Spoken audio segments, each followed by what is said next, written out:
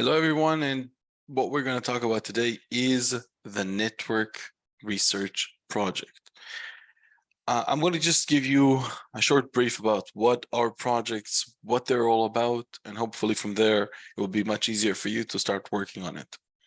So the first thing that I have to say about projects, it's a very important milestone in your training, because until now, what you've done is mostly would be labs and scenarios, where these are things that you either learn from your trainers or you watch the videos and you're able to complete these things.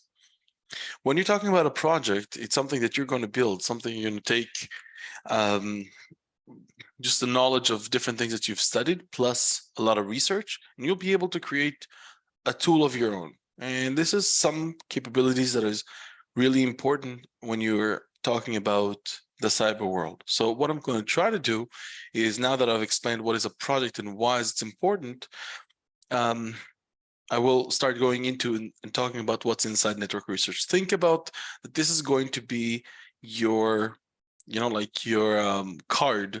So whenever you're going to go to a job interview, this is something very important. You want to put it on LinkedIn, go for it. But right now, let's go into network research and see what the project is all about. So you have to remember that in the beginning of time, all these projects were meant for army or government. So everything has the feeling as if this is like an army unit, which is actually a good thing, when you're just looking at it overall. So let's just try to understand. We're going to get like operation order. It's telling us that what we need to do is to create some kind of, you can see here, during attacks on the enemy server, we waste valuable time typing wrong commands due to stress and are even exposed because the source addresses are exposed, which means that whenever, let's open here our paint, what we're basically being told is the following things: that when we have our people, our unit is trying to scan the enemy, let's just call it Y, right? When you scan, then two things that are happening. One is every time the soldiers are doing it, they're typing commands, right? So they make errors, they make mistakes, it take longer. The second thing is that the IP address from this location from X is being exposed because it's a straight connection. So let's see what our goal is. Cyber units are operating in an automated way. That's the vision, right? Like that we need to want, or we need to get to a point where everything works in an automated way, so we don't have to really type everything from the beginning by ourselves every time over and over again. The mission is communicating with the remote server and executing automatic tasks anonymously, which basically means, in other words, what we will do is, instead of working in this way, what we're going to do is the new way we're going to do it is, what we will do is connect to this point over here, let's call it Z. And from here, we'll be able to create all the scanning and all the commands on Y, where everything goes through Z. That's what we're being asked here to do.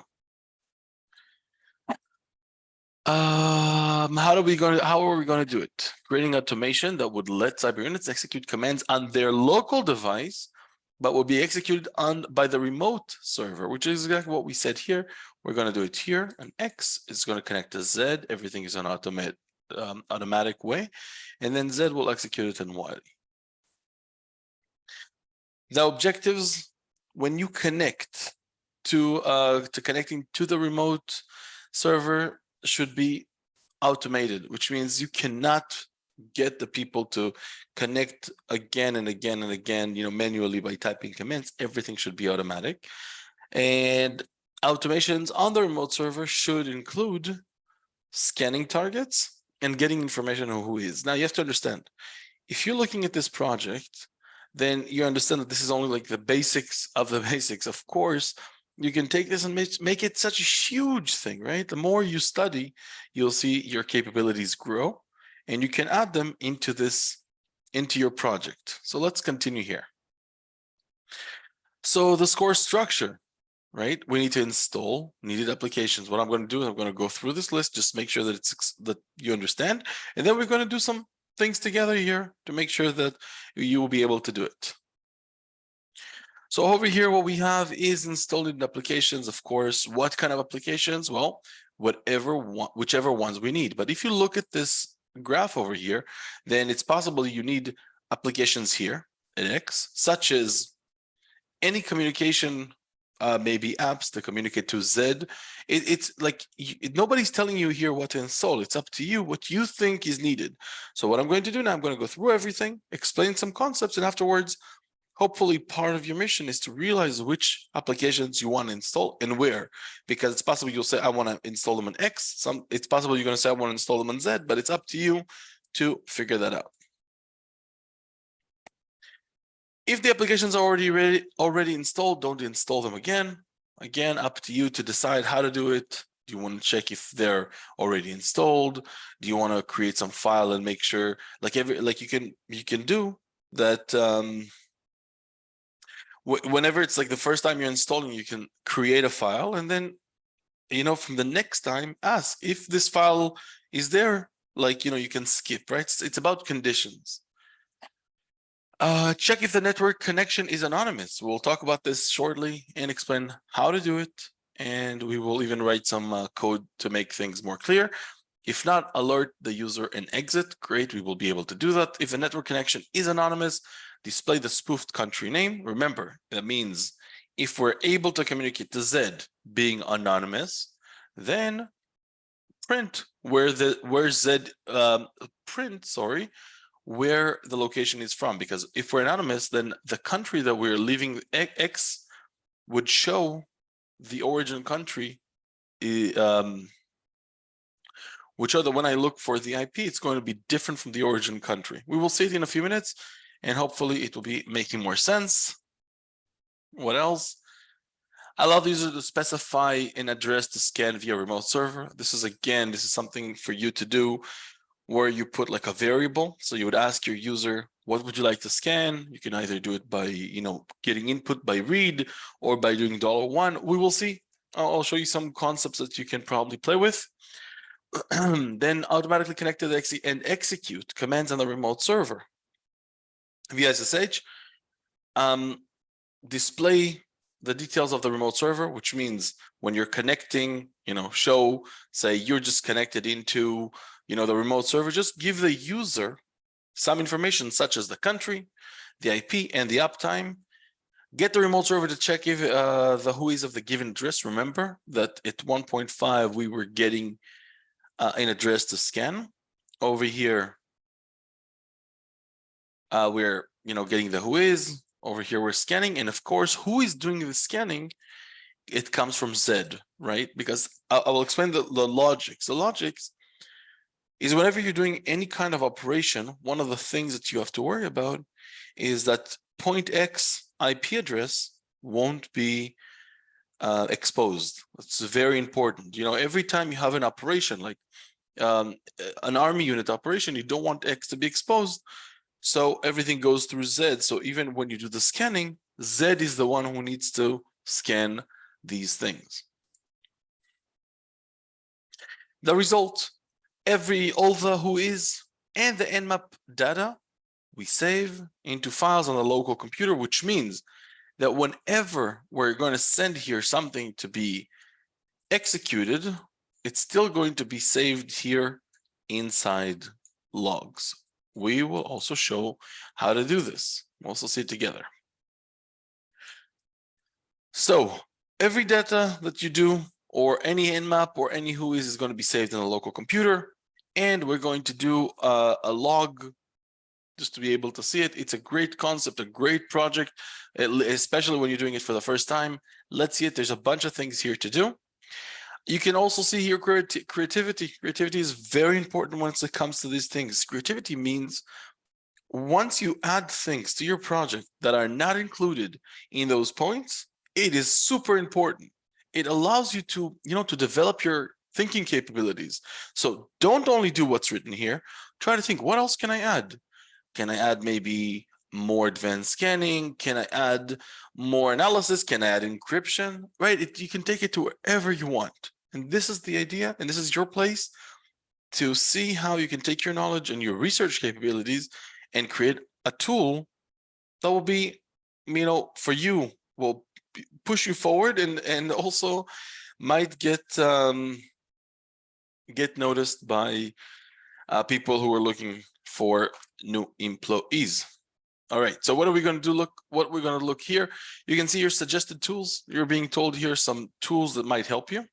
I would suggest that every time you get something like this, go online, look at the different tools, see if you can use them.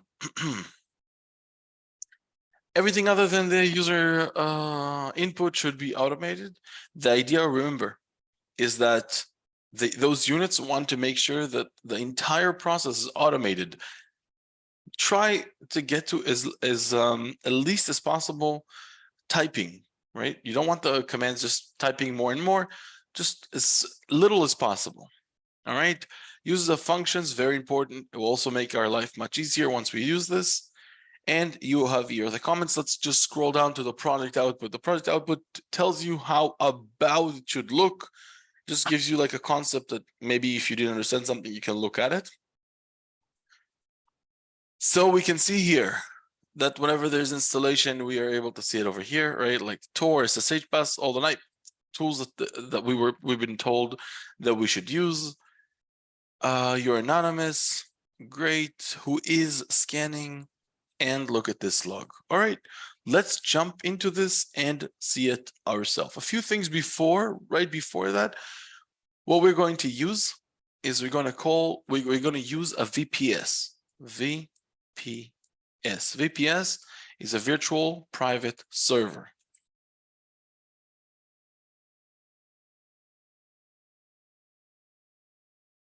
So a virtual private server, what it basically means is that we can, in the world of security, we can just buy and get a server online.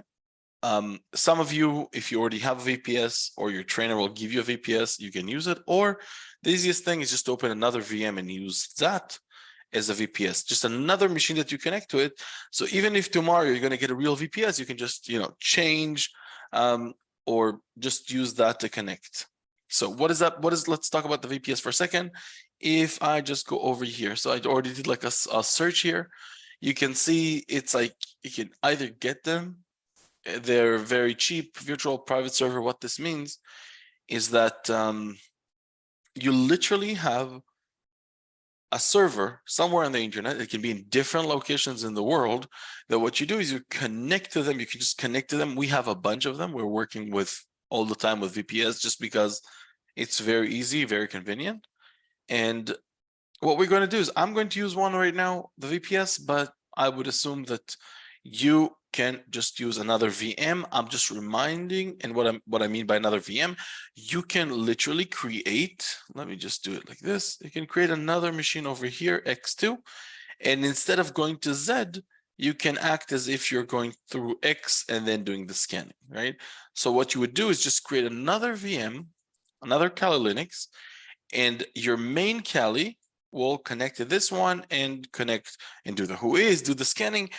Because think about it, at the end of the day, once you're able to do that, then it would mean that you just have to change the IP address and you'll be able to connect to anywhere else you want or to any other VPSs, etc. I'm going to start with the VPS because I think it will make more sense once you see it. Let's go. So let's start by working with functions. What I'm going to do over here, I'm just going to create a new file. Let's just do it here. Let's call it nr.sh, and I'm going to open it with Genie. If you didn't use Genie until now, it's a great time. Genie is a great tool that you can just run things over here. Let's just change this.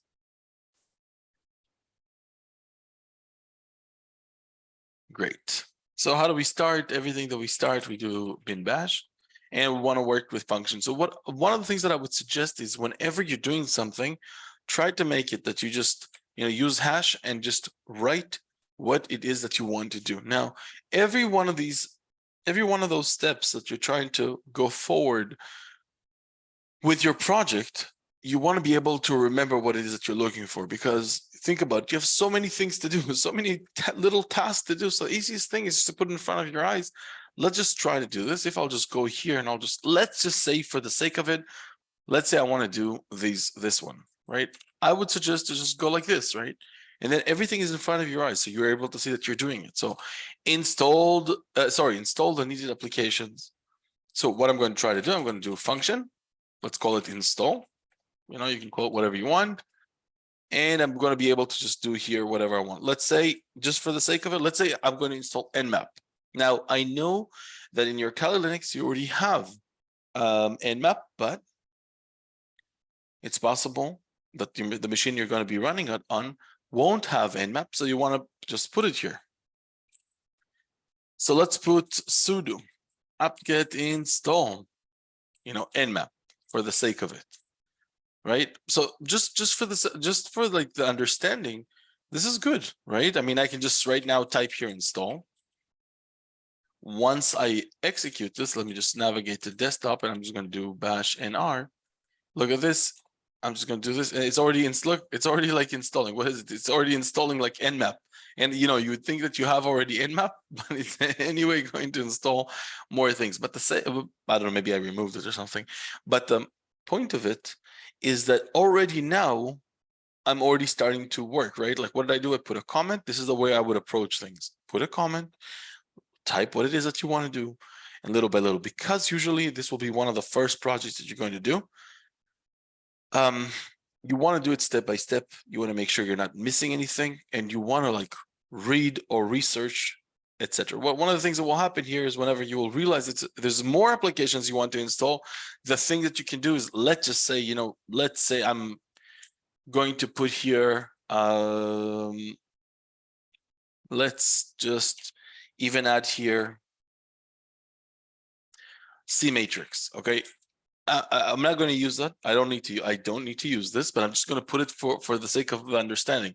I can easily add here any programs I want, right? So whenever I run this, look at this. Now it's installing CMatrix, right?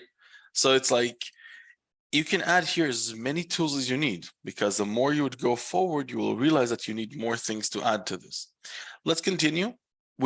Hopefully it makes sense that you can just install things. What I want to talk about is, we will move on to check that we are anonymous. Let's look at this. I'm jumping to 1.3. Let's put this in a comment. 1.3, check if the network connection is anonymous. If not, alert the user and exit. Okay, let's talk about it for a second. What does it mean that we are anonymous? Well, my origin country is Israel, right? So if I just do this, I'll do crl ifconfig.co or .me, right? I'll just get this IP, right? So if I'll do like who is to this IP address, I will find out, let's just do grep -country.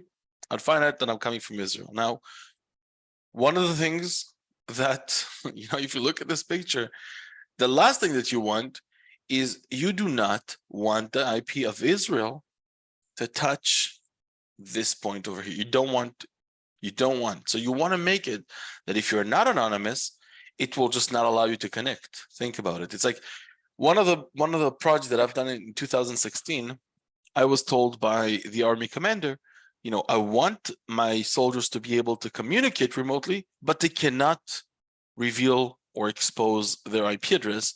So this is like super critical. I mean, it's actually very easy. You'll see in a few seconds. It's like super easy, but it's a very important concept to make sure that we're not revealing our original origin IP address. So how do we do this?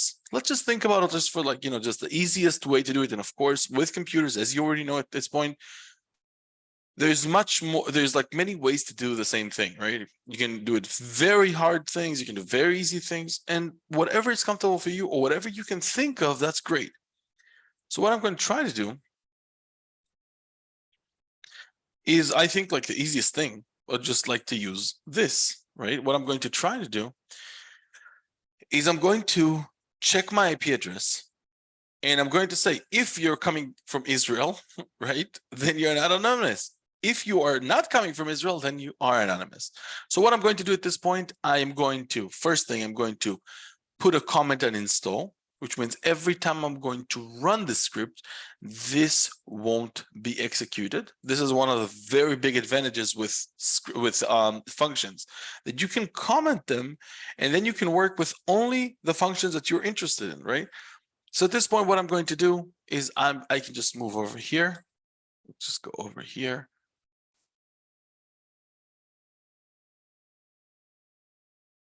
All right. What I'm going to do is I'm going to create another function. I'm going to call it function. Let's call it anon. If you pay attention, I'm calling my functions with uppercase, just to make sure that I don't get mixed up, or that it's like bold and big. Over here, if you see with Genie, we'll just give you the anon. So I can just press on this and we'll just jump there, right? Great. So let's talk about the anon. So what I'm going to do with the anon, I can just check if I'm coming from my origin country. So I can just do something like, I can just take these commands. Like, I don't have to work hard. We don't like to work hard. We need to work in like an efficient way, so we're get these results. So what I'm going to do, I'm going to just do this, right? But look, if I just now run this, and this time what I'm going to do is I'm going to say anon. So what will happen, if you're not familiar so much with scripts, then at this point what will happen is function install. It's not going to be executed because this is only a function. The way the code works is that it goes from up to bottom. So it goes here, comment, function. The function, the operating system now remembers that there's a function to be called, but no one is calling it, so it's never going to be executing. It's jumping here, seeing another function, anon, again, nothing to be executed until somebody calls it. It gets over here, it says this install, it sees it's in a comment, it's saying to itself, I don't need to execute install, it's in a comment. It moves to anon, and then it's going to execute this thing. So the only thing that if I don't want to like check it right now, or I want to work on a specific function, I can just comment or uncomment to execute it. So what I'm going to do is, just for the sake of it, I'm just going to play with anon, right? If I just do bash nr, and look at this, I'm getting my IP address. Great, not a big deal, but still this is not good enough, right? Because we want everything in an automated way. We want to make sure, if we're coming from Israel, at my point, I want a message, right, by the project. I want a message saying you're not anonymous and to exit. And if I'm not from Israel, to allow me to continue. So what I'm going to do at this point, think about it. I have to just check. I have to do some kind of condition to say, if I'm not from Israel, then I'm good. So how would I do that? How can I check if I'm from Israel or not? Well, if you think about it, I can take the output of this and put it in with the who is, as we did over here, right? So how do I do this? I have to like save this into like a variable. So I can go here and do X, or let's just do IP, or ish. No, let's just do even country, right? Let's do it like this, country, or sorry, it's IP, right? I'm going to get the IP. So IP is going to be saved into, like, look at this. This is CURLF config. This is going to give me this, and it's going to be saved into IP, which I can now take this and just do who is and do $IP, right? Over here, I can either give it to just show me the who is, or I can say grep-i to country, right? To see which country I'm coming from. Again, this is just building it. Just the logic is take a pen, take a notebook, and start thinking. That is what this entire project is all about, to get you to think how to do something like this. So at this point, let me just run it. Look at this. Look at what happened. Two things happened that is important for me that you see. One is you see all this garbage, and all this garbage happened because CURLifeconfig.me does it when it's being executed as a terminal variable inside those brackets. So what I'm going to do is, if I look, I want you to see this. I'm going to just take CURLif and H, and you can see that you have a silent mode. Silent mode would mean don't show me or don't display all this junk, right? So I'm going to go back in here and just do -s. And at this point, I can just do this, and now I can only just get the country IL. Great. Well, this is still not going to tell me if I'm anonymous or not anonymous. I still have to do the condition, because the condition would mean whether I can move forward or not move forward. Look at this. Until this one will get the IP, great. This one will do a who is on that IP and will give me this over here. But I still need to do a condition. How do we do conditions in Linux? I can do if, right? Think about it. If what? If something, right? If I'm not from Israel, right? If I'm not from Israel, do something. Or if I am from Israel, exit. So what I can do is I can probably just do, let's do country. Put all this. This would give me which country I'm coming from, right? Look how nice this is. The country, all this output is all this, and it's going to be into country. And what I'm going to try to do here is I'm going to say, I'm going to, like, you can do so many things. I'll show you something, and then I'll show you what I usually do. I can do the following thing. I can say CNTRY equals to if the output equals to this, then phi, right? This is how we create conditions. Echo, you are not anonymous, right? Think about it. And let me just do this exiting, and we'll just do exit, right? Look at this. We're going to get the IP. We're going to check which country we're coming from, and then we're going to get the output. Then we're going to check if what we got inside here equals to this, which means we're from Israel. Then it's going to say, echo, you are not anonymous because you have the fingerprint of your origin country, and this is why you're exiting. Let's try to just run this, and look at this, exiting. It just threw us out. Now, we will see in a few minutes how to make it that we are anonymous. But this is just a very basic and easy way to see this, right? I'll just tell you what I usually do instead of just doing all this country and spaces and all these things. What I like to do is, and I'm just going to put this in a comment so you still have it in, like, to just look at it. What I usually do is I would just go like this. I would say if when you do echo CNTRY,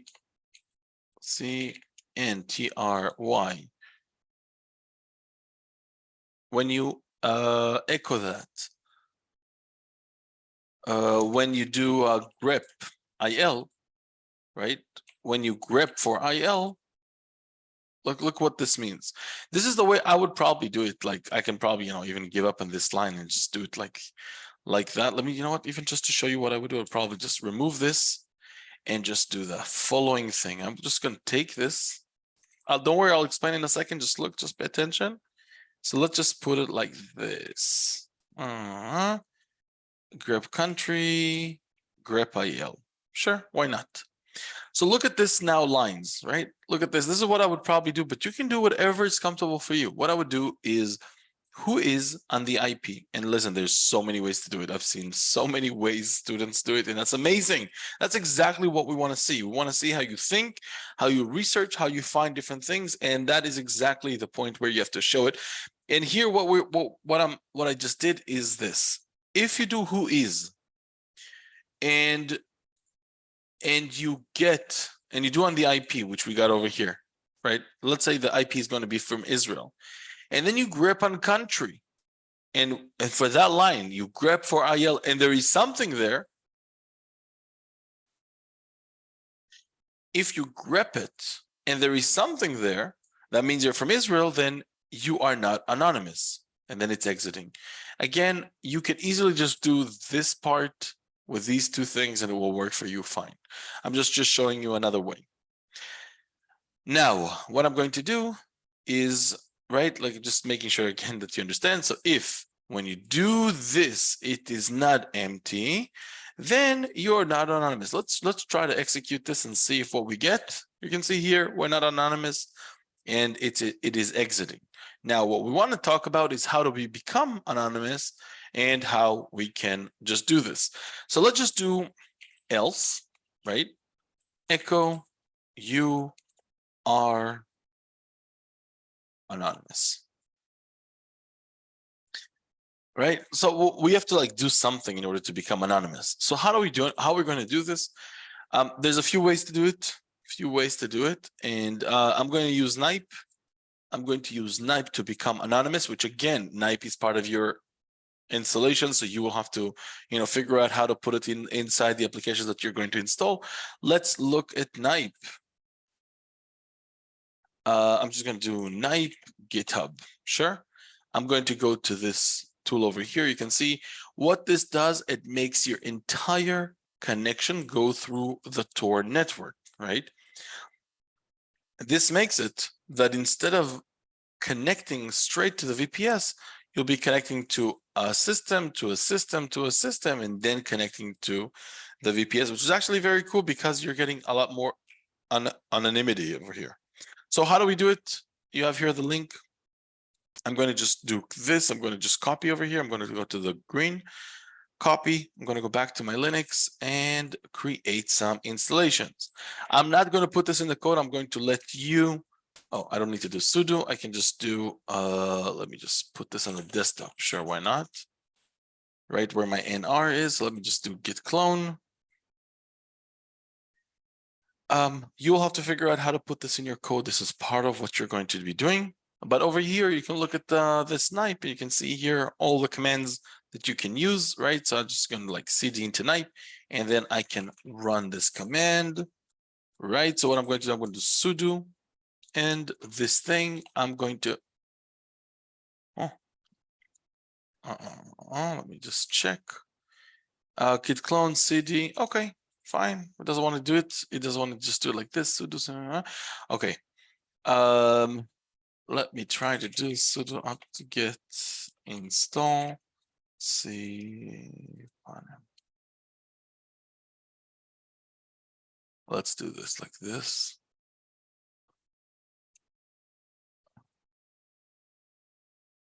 Let's try this first. Okay, good. Look, what I just did is once you type it and it's not installed already, it's just going to offer for you to just install it. So I just did yes, it's just going to install it. It's going to be very fast to do that. And at this point, one sec. We want to install that command with a sudo, because when you install software, usually sudo will just give you all, just to make sure that you have the full permission to just do whatever you need.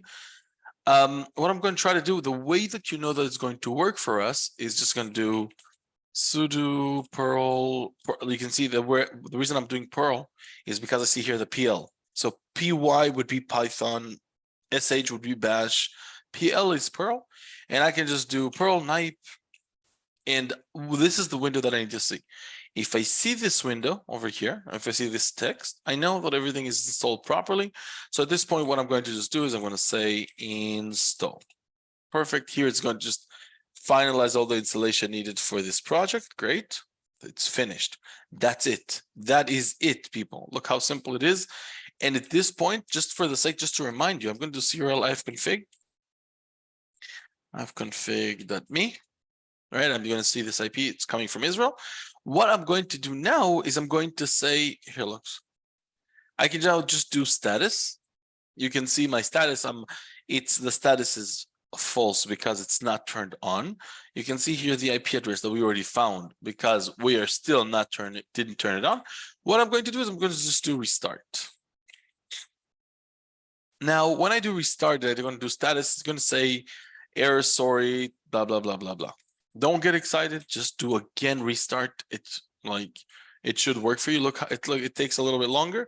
It's communicating with the darknet, with the Tor network. And once I do status, now it is true, and you get an IP address. For the sake of just seeing this, I can just do a whois. Let's look at this. And I'm just going to do a whois. I'm going to just grep -country. And I'm going to get to see nothing. And this is actually one of the coolest things, because usually like Tor networks, not all of them, but a lot of like Tor networks servers, when you take their IPs and try to see where they're coming from, what country, they will not be showing it to you when you use the whois. And for this, it's actually a great opportunity for me to show you another tool called GeoIP. So let's install it. Install GeoIP-bin. This is how we install it. Look how nice this is. Once we install it, it gives you, actually, I like it a much better tool than Whois. Again, feel free to add it to your project into the installed apps, right? After we've installed it with GeoIP-bin, what you want to be able to do now is do GeoIP lookup. You can use the tab and it will complete. And then let's just take the IP that we've been giving, and you can see that right now we're communicating through Russia.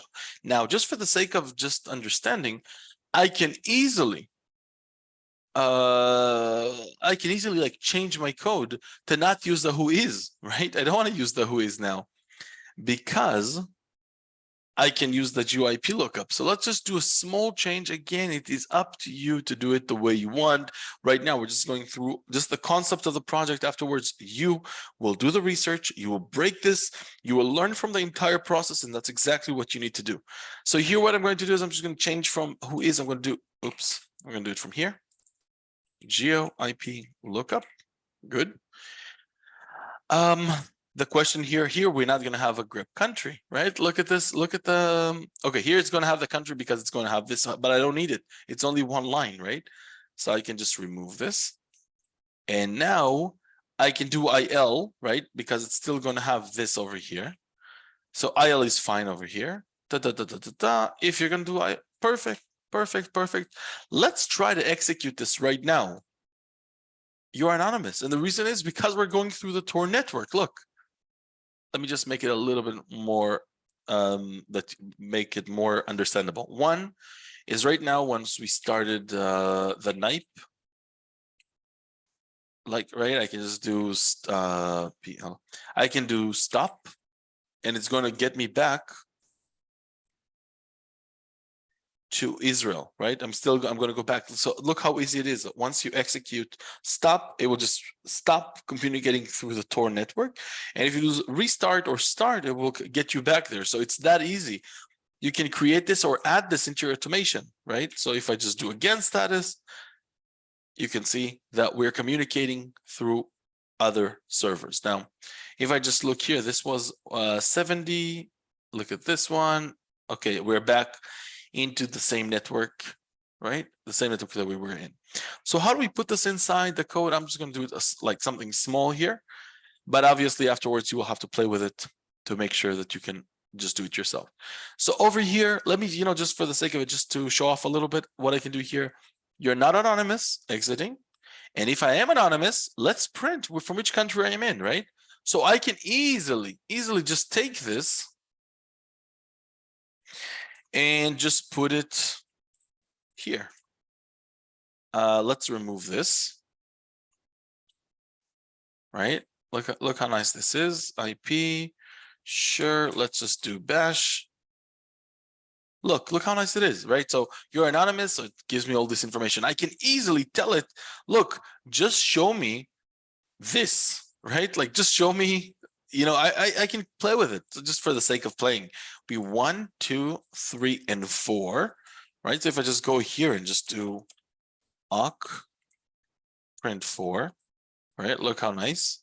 Once I execute it, it's going to say this. Let me just remove this hyphen. I can just do with sed, right? I'll give it the switch flag, and then I tell it what I want to remove. So it's going to be a comma, and then I'm going to just put nothing, and I'm going to do G, close it. So it's going to just tell me I'm from Russia, right? I can probably do something cool and just do country. I'll do spoofed country, and we'll just do like this, right? So it's going to show really cool stuff. So it's just going to show that I'm coming from Russia, right? It's just the concept of being able to just play with everything. And you can see it's so easy. It's up to you how you want to do it, with what tools, with what commands. But right now, what we're trying to do is just to show the concept. Let's go back in here and see what else do we need to see. So we talked about NIPE. We've talked about the GeoIP lookup. Let's see right now how we're going to communicate to the remote server, right? So at this point, what I'm going to do is I can close this, or you just comment this so this function won't run. But just think about it, like with your project, you can either do, you can check that if you're not anonymous, you can call another function that will make it anonymous. Think about it. You already know now the command to start NIPE. So you can make it that, again, I'm not telling you what to do, just giving you a thought. You can make it, instead of exiting, you can send it to another function that will try to start NIPE, which is actually cool. Think about it. It's so easy. You already know the commands. You can just put it there. Let's continue right now to connecting remotely. So what I'm going to do, I'm going to push this down so we're not going to see this. And we're going to go here and we will say a function. We'll call a function. And we're going to call it remote server. Remote, let's call it remote. Right? And now I can go over here and say remote. So what will happen is whenever we do this remote, it's going to try to communicate with a remote server. For this sake, what I'm going to do is I'm going to use a server that one of the VPS that we have. Again, I would suggest that for your project, you just run it on a VM, another VM. So what I'm going to do is I'm just going to, for the sake of it, I can just do IP. I'm going to give it the IP address, so I can just use this. What I'm going to try to do is, in general, whenever you're doing something, either you didn't do it before, I would suggest first to do it in the terminal, see that you can get everything to work, and only then move to the script so you can play with it. So let's first try to see if I can communicate to the server. Right now, for the sake of it, I'm just going to stop the NIPE. It doesn't really matter. Right now, what I'm trying to do is to see, think about it. At this point, we've managed to understand how to communicate anonymously. Now, what I want to try to do is I want to connect. I want to connect to Z. After that, I can communicate, connect everything together with anonymous and connecting to Z, etc. But what I want to try to see, can I connect to Z automatically and get Z to execute commands? And the way to do this is going to be how do you communicate to an SSH server and get it to do whatever you want? I'll explain to you what I mean by that, okay?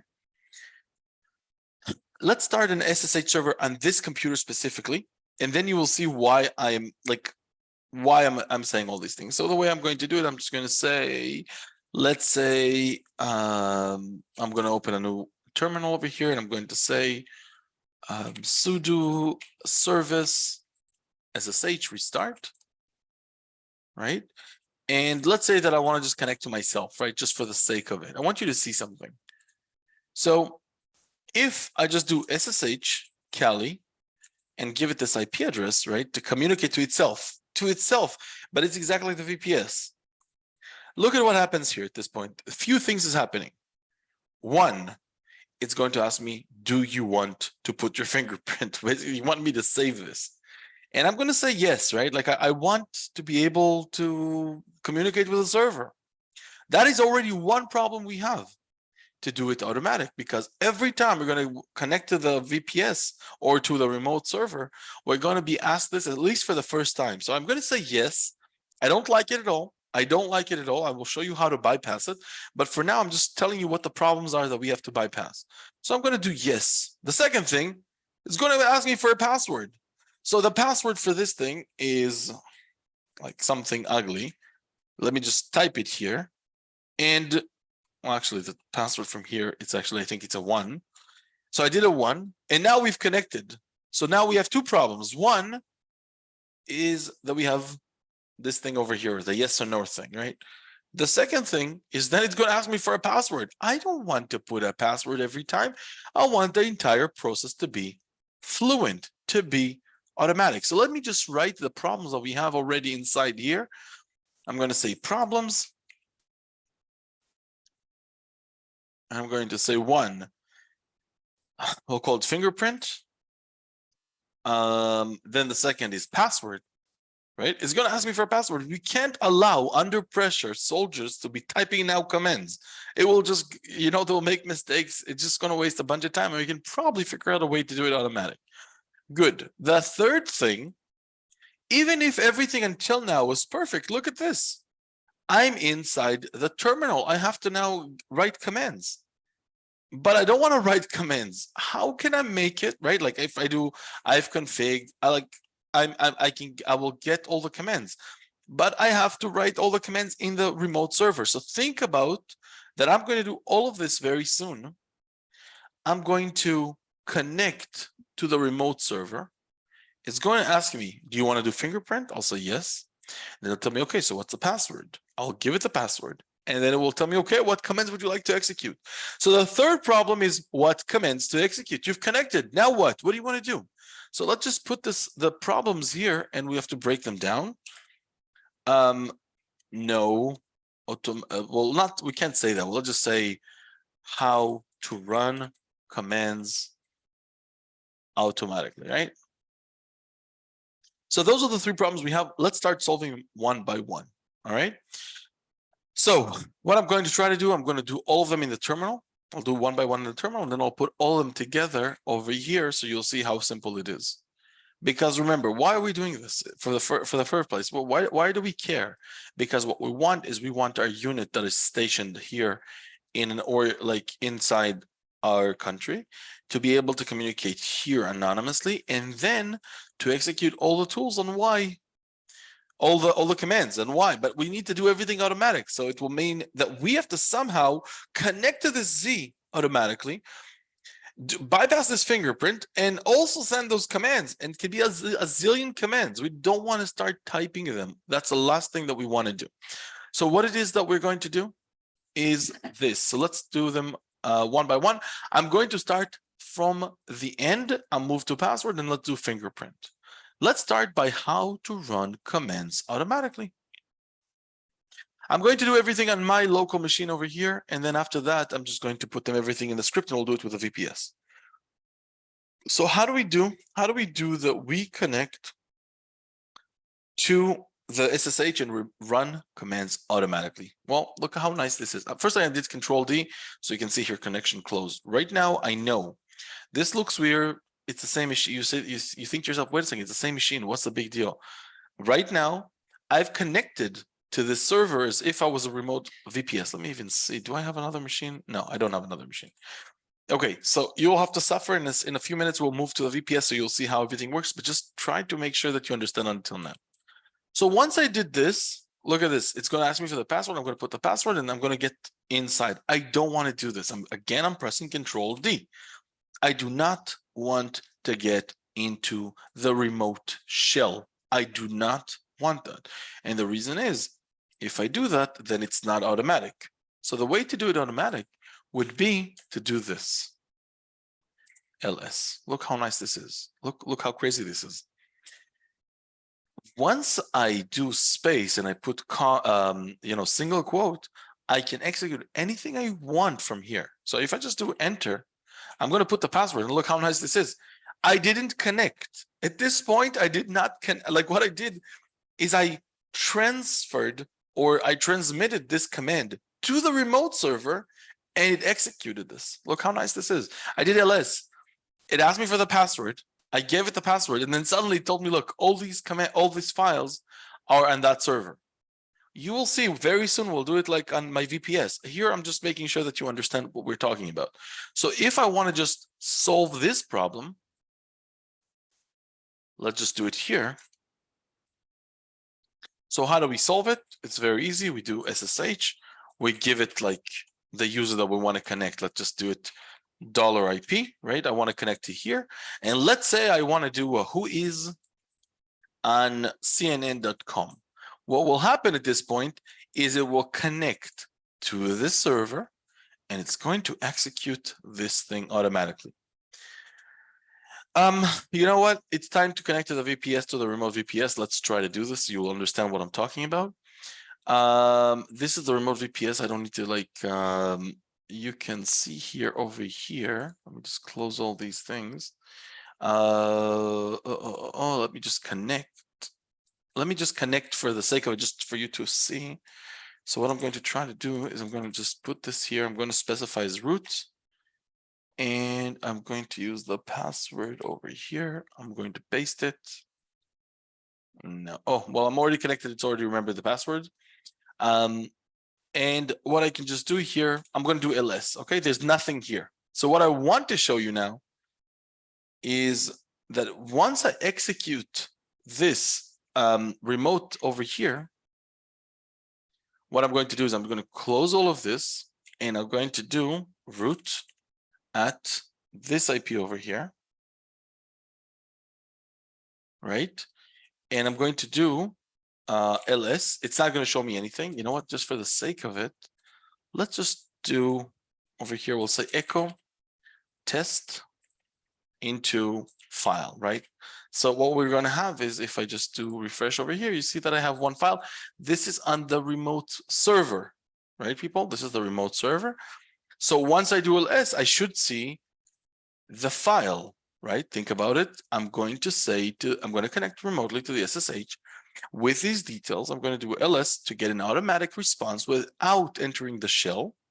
And once I'm going to do ls, I'm hoping that if I did everything correctly, to see the file. Let's try this. I'm going to try this. It's going to ask me, do you want to do fingerprint? I'm going to say yes. Okay. Like I have nothing to, I can't run away from it yet. I'll show you how to in a few minutes. And it's going to tell me what the password is. Let's give it the password. And look at this. Every time now, it's going to ask me for that. Like, look at this. So look how cool this is now. Now, let's say that we want to do something on the remote server. I can, instead of doing ls, let's even try to do cat file, right? I can do this. And I'm going to see what's inside of it, right? Now let's try something better. Let's try to do echo, you have been hacked, right? I'm going to do this. Well, it's actually not going to give me too much because I'm not saving it anywhere. So let's just do, let's save it into file2, right? And I'm going to just put in the password. I'm going to hit enter. It did it. Let me just connect back into the VPS. If I do ls, I can see here file2. I go here to file2, and I see that I was able to come in. So what you've seen until now is the ability to communicate from my local machine. Again, I'm not even talking about being anonymous or not. This is not like yet an issue. Right now, I'm just trying to show the concept of being able to communicate remotely to a different server and running automatic commands. So already we've solved one issue, right? We've solved how to run automatic. We just put them with those single quotes. Let me just say one more thing that you probably will already see it, is that single quote is a problem if you are trying to do variables. For example, if I try to do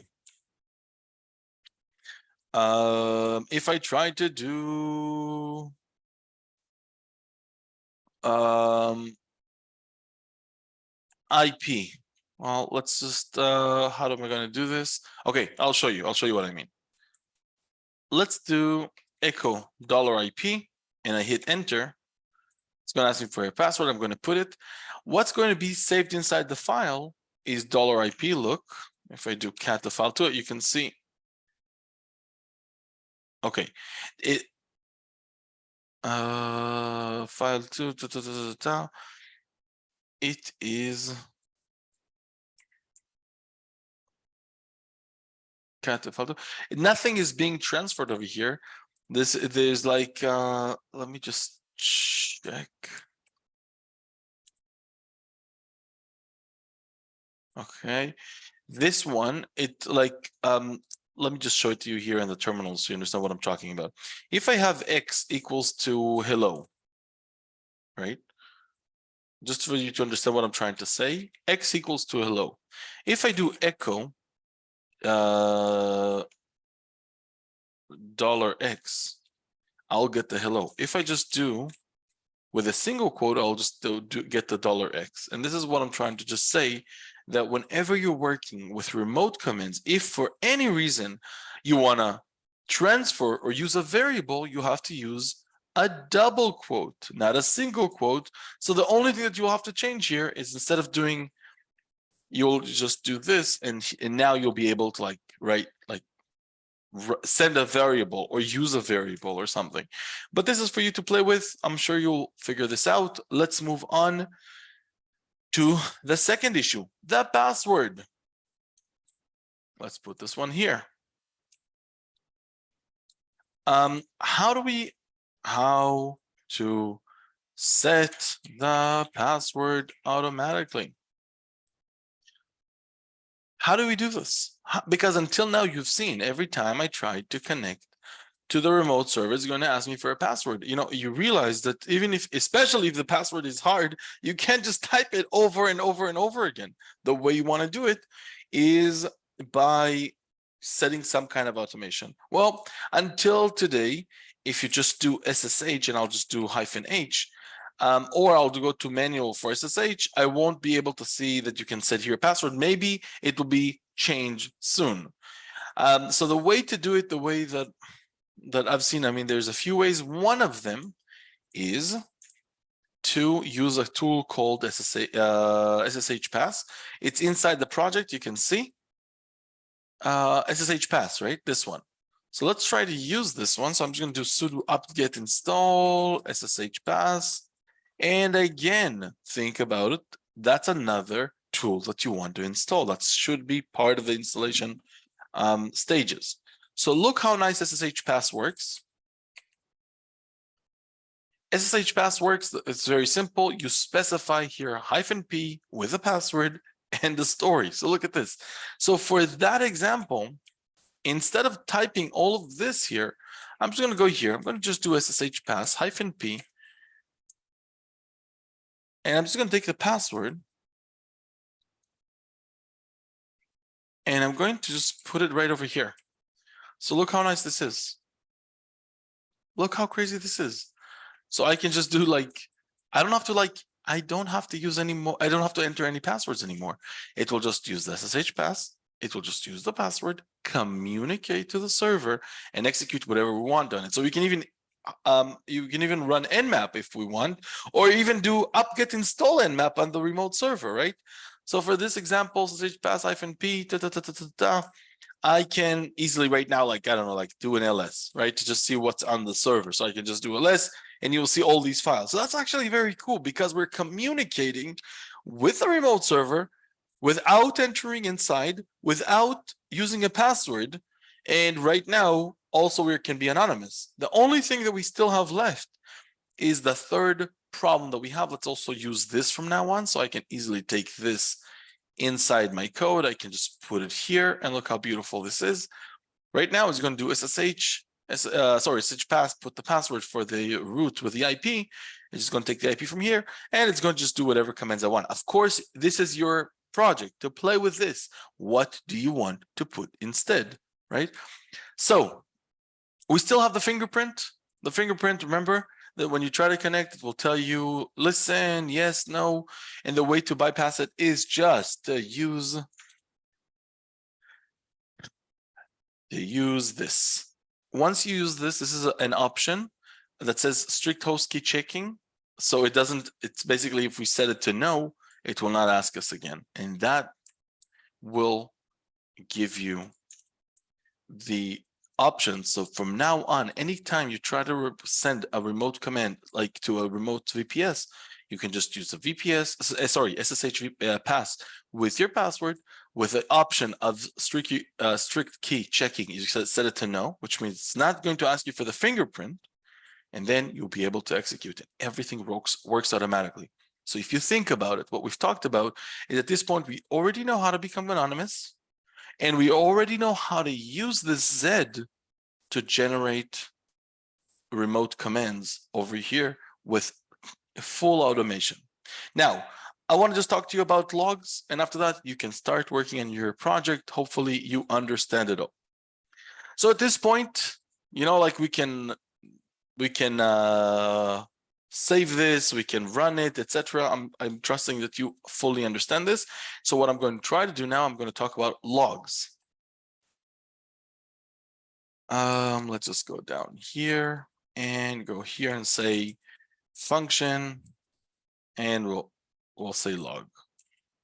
So one of the things that I think is very important about logs, I'm going to actually say a few things about logs. One, is whenever you have a service or anything that you want to be using, a log will help you to understand how this tool was used, how the service was used, and it's very important.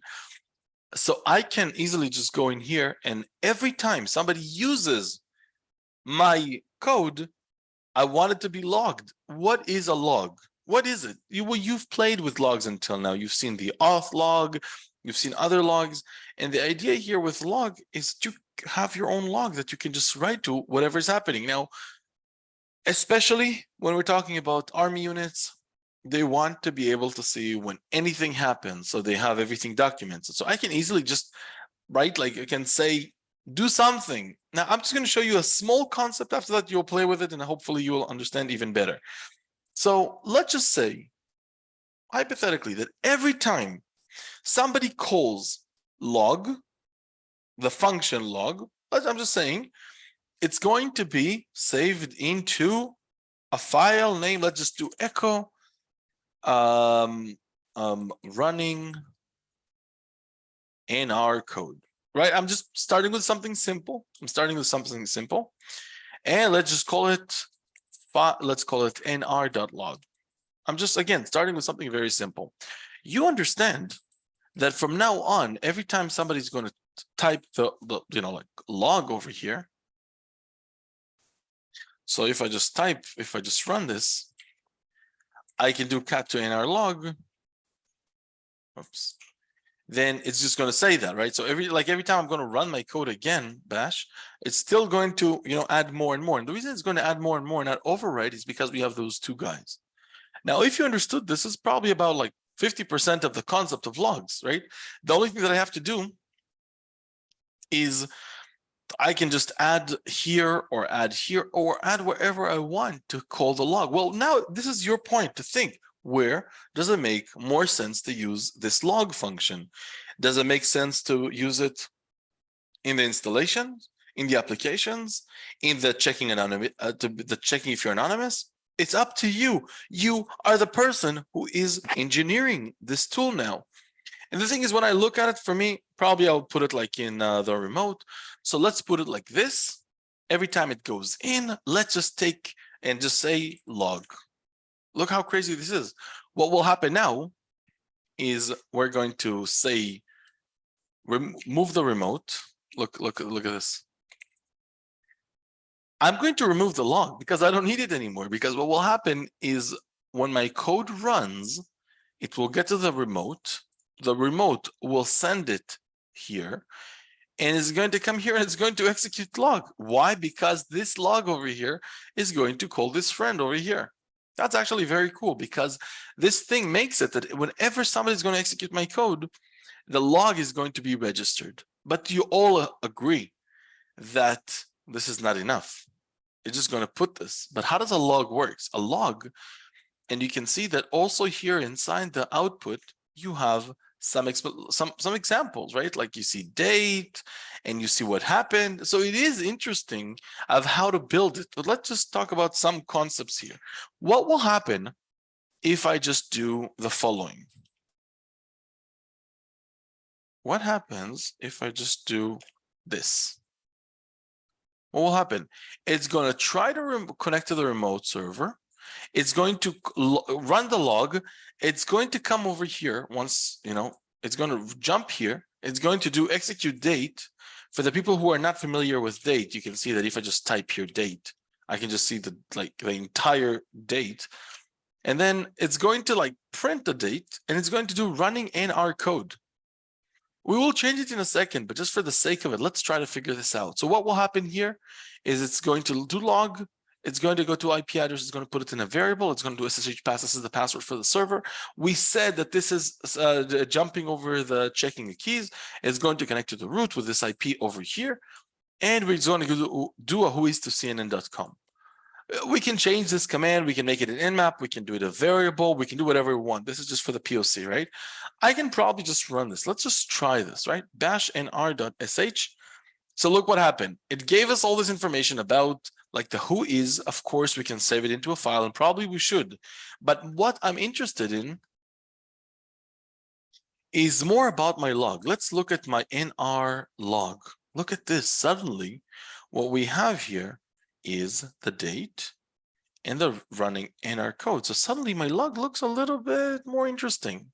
What happens theoretically if right now what I'm going to try to do is take this and not do a who is the CNN?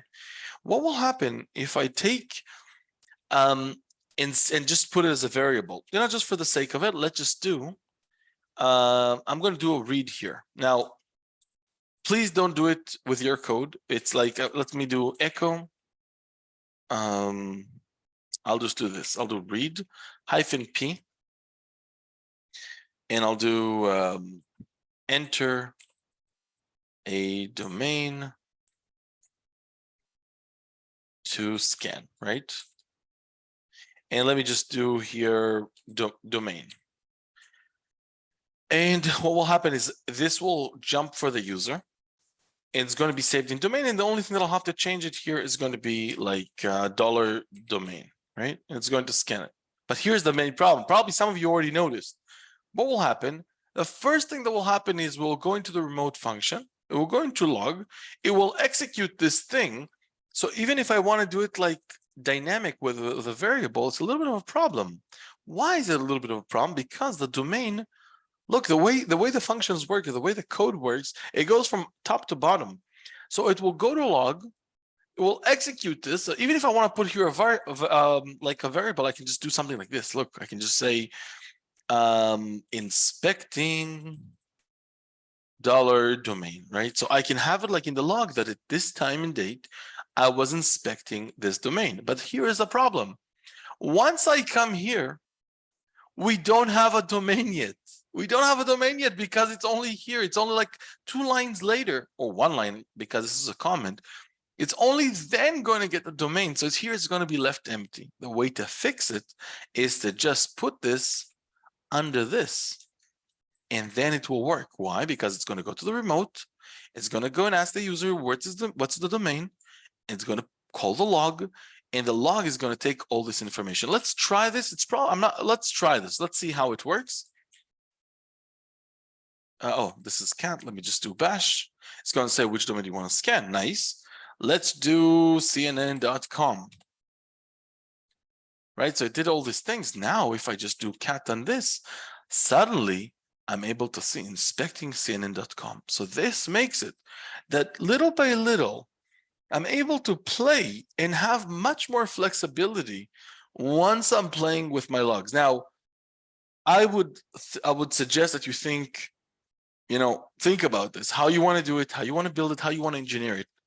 It's a good practice. It's a great practice. It's a great practice because it involves so many things that you can understand through this like research things, which will, with the project, with the labs, with the scenarios, you create an entire capability that you don't get anywhere else. People, good luck, and I'll see you all in the next project.